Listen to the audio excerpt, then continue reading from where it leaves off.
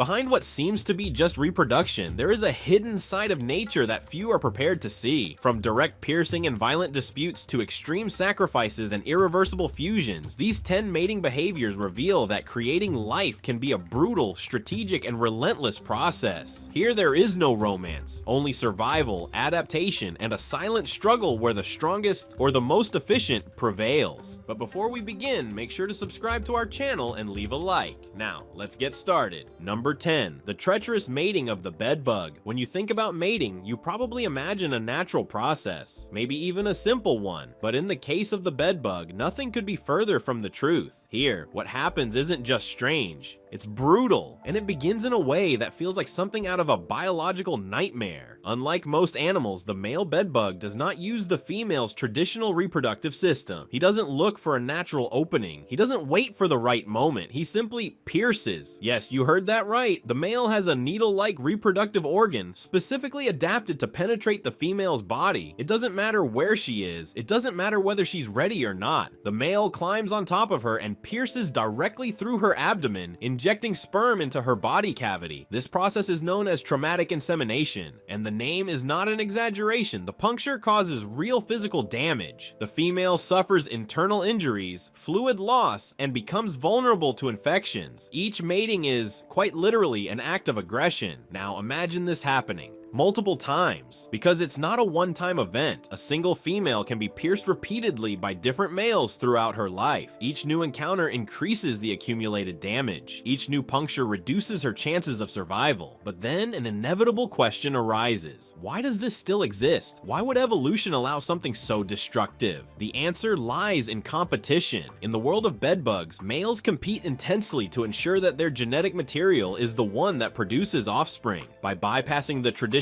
reproductive system, the male avoids biological barriers and increases his chances of reproductive success. It's efficient, but cruel. And the female? She hasn't remained completely defenseless. Over time, females have developed an adaptation known as the Burleigh's organ, an internal structure that helps reduce the damage caused by the puncture. It's as if her body was forced to evolve an internal shield just to survive the reproductive process itself. Even so, it's not enough to completely prevent the suffering, and there's something even more disturbing. Males are not exactly selective. In environments with high density, they may attempt to pierce any other bedbug, including other males, nymphs, and recently fed individuals. The reproductive drive is so strong that it overrides any kind of verification. It's a chaotic system, violent, and completely unfiltered. Now think about this for a moment. While many animals develop courtship rituals, dances, vibrant colors, or songs to attract partners, the bedbug simply eliminates all of that. No choice, no seduction, no care, just piercing and survival. It is nature reduced to its rawest form. And perhaps the most disturbing part is this. For this species, this is not a mistake. It's not a flaw. It's exactly how it's supposed to be. The brutality is not an accident. It's the strategy. Number 9. The chaotic mating of the duck.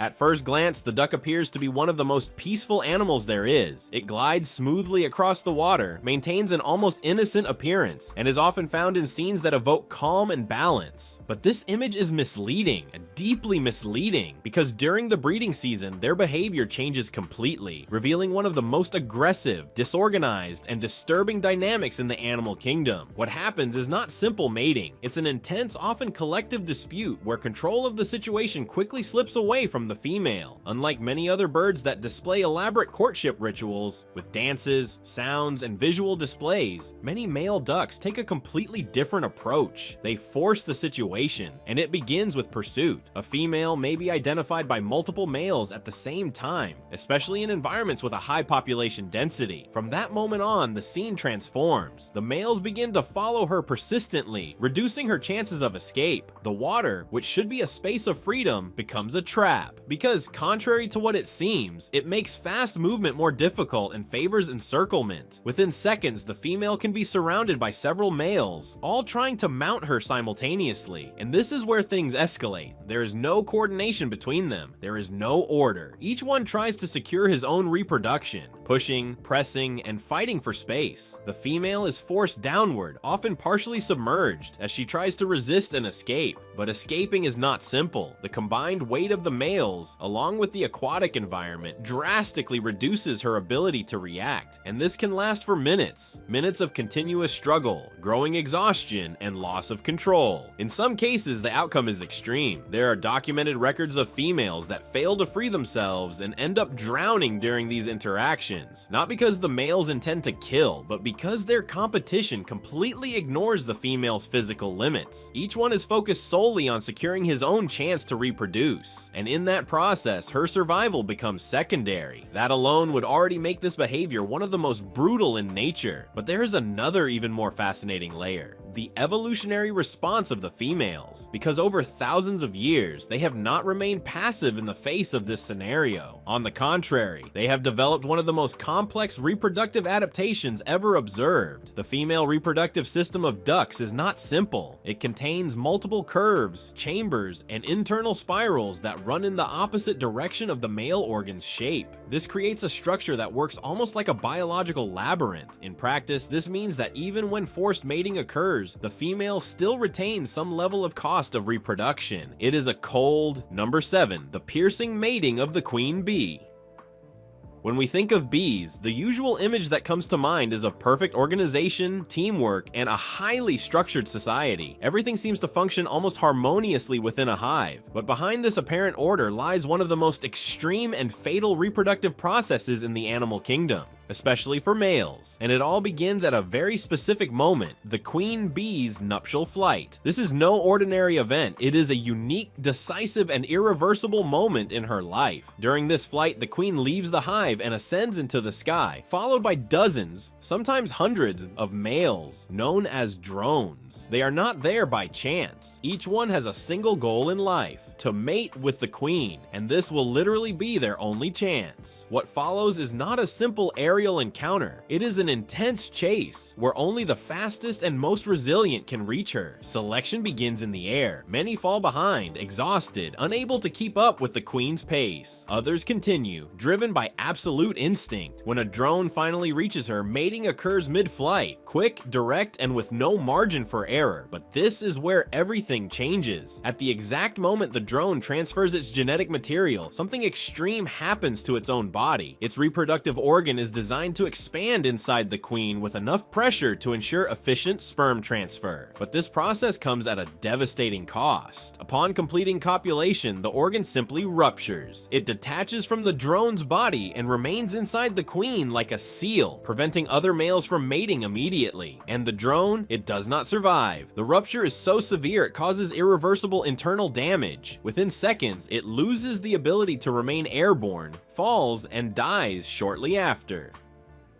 In other words, for the drone, reproduction is not just the ultimate goal in life, it is literally the end of life. But the story does not end there, because the queen does not mate just once. During the same flight, she may mate with several drones consecutively. Each one undergoes the same fate. Each new mating adds more genetic material to the queen, ensuring genetic diversity for the entire future colony. And at the same time, it represents the death of yet another individual. It is a fast, intense, and brutal cycle. Now, consider the scale of this. A single queen can store enough sperm to fertilize eggs for years without needing to mate again. This means that one single flight determines the entire genetic foundation of a hive for a long period, and all of this is built on the direct sacrifice of multiple males. It is an extremely efficient strategy from an evolutionary perspective, but it is also relentless. The drone has no second chance, no recovery, no choice. Its biology has been shaped to fulfill a single function and disappear immediately afterward. And perhaps the most impressive, number 6, the destructive mating of the praying mantis. When you observe a praying mantis for the first time, what draws attention is its almost calculated posture, as if each movement were planned with absolute precision. It seems like a silent, patient, controlled predator. But what few imagine is that the same cold precision is present in one of the most extreme and disturbing reproductive behaviors in the animal kingdom. Here, mating is not just a reproductive process, it is a real risk situation, especially for the male. And it all begins with approach. Unlike many species that have clear signals of acceptance, the male mantis enters a highly dangerous territory the moment it decides to approach the female, because to her, he is not just a potential partner, he is also food. That's right, the female is an active predator and the male is perfectly compatible with her diet, so even before attempting mating, the male faces a basic challenge: do not get eaten. He approaches slowly with nearly imperceptible movements, trying to avoid any sudden reactions that might trigger the female's predatory instincts. But even with all this caution, the risk never disappears. In many cases, the attack happens anyway, and when it does, it is fast. The female may grab the male with her forelegs, adapted to capture prey, and begin consuming him, even while mating is taking place. And here is where the behavior becomes even more extreme, because even after losing parts of his body, including in some cases his head, the male can continue the reproductive process. This happens because the nervous system responsible for copulation does not depend entirely on the central brain. In other words, even while being consumed, the male's body continues executing the movements necessary to transfer sperm. It is a situation that completely defies common logic. Reproduction continues while the individual is being eaten. Now, the inevitable question arises: why does this happen? Why has such an extreme behavior been maintained through evolution? The answer lies in biological efficiency. For the female, consuming the male provides an immediate source of nutrients, proteins, energy, and essential resources that can be directly allocated to egg production. This significantly increases the survival chances of future offspring. In other words, devouring the partner is not random. It is directly linked to reproductive success. And for the male, although it seems completely disadvantageous, there is an important point. Studies indicate that in some cases, the absence of the head can even intensify reproductive movements, increasing the chance of complete sperm transfer. This means that even while being consumed, the male can ensure his genetic contribution is effective. It is an extreme logic, but functional in an evolutionary context, and it reveals something even deeper about this behavior. It is not a mistake or flaw of nature. It is a system shaped to maximize. Number 5, the explosive mating of the octopus. When you think of an octopus, you probably imagine an extremely intelligent, adaptable animal, capable of problem solving, escaping predators, and manipulating its environment with impressive precision. And all of that is true, but there is one aspect of these animals' lives that completely defies this image of control and intelligence: their reproductive behavior. Because when it comes time to mate, the octopus enters a process that is not only intense, it is irreversible, and in many cases fatal. Unlike many species that reproduce multiple times throughout life, many octopuses follow a strategy called semelparity, meaning they have basically one major reproductive opportunity before dying. And this changes the entire logic of behavior. When this moment arrives, all of the animal's resources are directed toward this goal. For the male, the process begins with a highly specific adaptation. One of its arms is modified to function as a reproductive organ, known as a hectocotylus. This arm is used to transfer packets of sperm directly to the female. In some species, the male must approach extremely carefully because the female can also pose a risk. As a predator, she may simply attack him. In others, the process is more indirect. There are cases where the male literally distances himself and extends the arm to the female, minimizing the risk of being devoured. But regardless of the strategy, the critical point comes afterward, because after mating, something profound begins within the male's body. His body enters a state of programmed collapse. He stops feeding, loses strength, begins to show signs of physical deterioration, and gradually moves toward death. It is not an accident, not a side effect, it is a biological process, a kind of natural shutdown after fulfilling its reproductive role. But the female situation is no less extreme. After receiving the sperm, she begins a process entirely focused on protecting and developing the eggs. She selects a safe location, lays hundreds or even thousands of eggs, and obsessively guards them. During this period, she virtually abandons any other activity. She does not feed, she does not leave, she does not rest properly. Her body begins to deteriorate while she continues ventilating the eggs with water jets, cleaning them and protecting them from threats. This behavior can last weeks or even months, depending on the species. And during all this time, she consumes her internal reserves to maintain the process. It is absolute investment, total, with no return. And when the eggs finally hatch, the cycle is complete, because shortly afterward, the female also dies. Exhausted, weakened, completely consumed by her own reproductive effort. Now consider the intensity of this. Both individuals, male and female, have their fate sealed from the moment mating occurs. There is no recovery, no second chance, no later. Everything is concentrated in a single number 4, the invasive mating of the cat. When you observe a domestic cat, whether resting peacefully or exploring its environment with curiosity, it is hard to imagine that behind this seemingly calm behavior lies one of the most uncomfortable and biologically aggressive reproductive mechanisms among mammals. In felines, mating is not just an encounter between two individuals. It is a process that involves real physical pain as a fundamental part of its biological function, and it all begins with an anatomical detail that completely changes the dynamics of the process. The male's penis has small backward-facing structures known as penile spines. These structures are not there by chance. They play an essential role in reproduction, but at the same time, they make the act extremely uncomfortable and, in many cases, painful for the female. During copulation, the male mounts the female and penetrates relatively quickly. Up to this point, the process does not seem so different from other mammals, but it is during withdrawal that everything changes. When the male disengages, the spines come into play, causing intense stimulation of the female's reproductive tract walls. This stimulation is not gentle. It provokes an immediate response, often accompanied by loud vocalizations and sudden physical reactions. The female may scream, try to move away quickly, and even react aggressively immediately afterward. And this is not random behavior. There is a very clear biological reason behind this pain. Unlike many other animals, female cats do not ovulate spontaneously. Ovulation is induced by the act of copulation itself. In other words, it is precisely this intense stimulation caused by the spines that triggers the release of eggs. Without it, reproduction does not occur. This transforms discomfort into a functional part of the system. Pain is not a side effect. It is the biological trigger that makes the process possible. This creates an extremely peculiar dynamic. To increase reproductive success, a female may mate multiple times in a short period, either with the same male or with different males. Each copulation increases the likelihood of ovulation and fertilization, and each involves the same intense process, repeated multiple times. Now imagine this cycle occurring throughout a single reproductive period, multiple interactions, each with the same level of aggressive stimulation, accumulating physical stress and fatigue. It is not an isolated event. It is a continuous process, driven by a biological mechanism that depends directly on this intensity. Why would evolution maintain such a system? The answer is efficiency. By linking ovulation directly to copulation, the species ensures that eggs are released only when sperm is present, increasing the chances of successful fertilization. It is a precise system that reduces reproductive energy waste, but at the same time, it transfers the physical cost to the female. And there is another factor, number 3, the parasitic mating of the anglerfish. In the deepest, darkest parts of the ocean, where sunlight never reaches and pressure is overwhelming, life follows rules completely different from those on the surface. In this extreme environment, finding another individual of the same species is, by itself, an almost impossible challenge. And this is precisely why some animals have developed reproductive strategies that seem more like science fiction than reality. Among them is the anglerfish, a deep sea fish that has transformed mating into a permanent, irreversible, and in some ways disturbing process. Here, the encounter between male and female is not temporary. It is definitive. It all begins with an extreme size difference.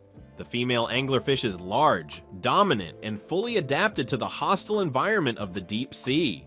The male, by contrast, is tiny, much simpler in body structure, and has a single clear function: to find a female in the vast dark ocean. This task is incredibly difficult, but when he succeeds, everything changes. Upon locating the female, the male does not perform conventional mating. He attaches to her body with a bite, and this bite is not temporary. It marks the beginning of a deep biological process. Over time, the tissues of the two individuals begin to fuse. Their skin integrates, their circulatory systems connect. Gradually, the male loses his individuality. Non-essential organs atrophy. He stops feeding, stops moving independently, stops existing as a separate organism. At the end of this process, the male remains essentially as a functional appendage attached to the female. A living sperm reservoir, ready for use whenever necessary. He is no longer a complete individual, he has become part of her. Literally. Imagine the level of transformation this represents. An entire organism reduced to a single biological function, permanently connected to another being. No separation, no return, no choice after the process begins. It is an absolute point of no return. In some anglerfish species, a single female can carry several males fused to her body at the same time, each connected to her system, all functioning as available sources of genetic material on demand. It is as if the female carries a set of living reproductive extensions ready to ensure fertilization whenever necessary. This solves a critical problem in their environment. In a place where finding a mate is extremely rare, this strategy eliminates the need for future encounters. Once a male finds a female, future reproduction is guaranteed,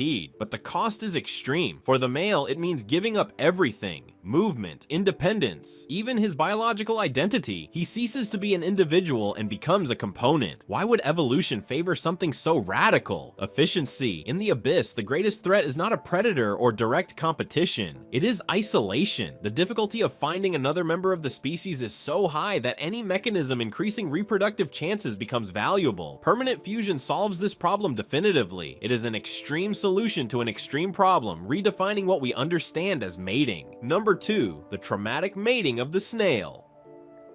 If there is a behavior in the animal kingdom that seems to completely contradict the idea of mating as connection, it occurs among certain land snails. At first glance, they are slow, silent, seemingly fragile and harmless creatures. Nothing suggests aggression or intensity, but this perception changes completely when it is time to reproduce. The process involves directly piercing the partner's body with a rigid, sharp structure biologically designed to alter the internal functioning of the other individual. It begins with an important detail. Many of these snails are hermaphrodites, meaning each has both male and female organs. In theory, this should facilitate a balanced exchange of genetic material, but in practice, it creates silent conflict. Taking on the female role, producing eggs, requires much more energy than providing sperm. This is where one of the strangest and most disturbing structures in biology appears: the love dart. Despite the almost poetic name, it is anything but romantic. It is a small calcareous or chitinous structure, like a microscopic needle stored inside the snail's body. During mating, one individual fires this dart directly into the other. There is no perfect precision or specific target like a reproductive organ. The dart simply pierces the skin, travels through tissue, and lodges in the partner's body. It is a real physical penetration that can cause internal damage. But the goal is not merely injury. The dart is coated with chemicals that, once inside the partner, alter reproductive physiology, increasing the chances that the sperm of the dart firer is used for fertilization.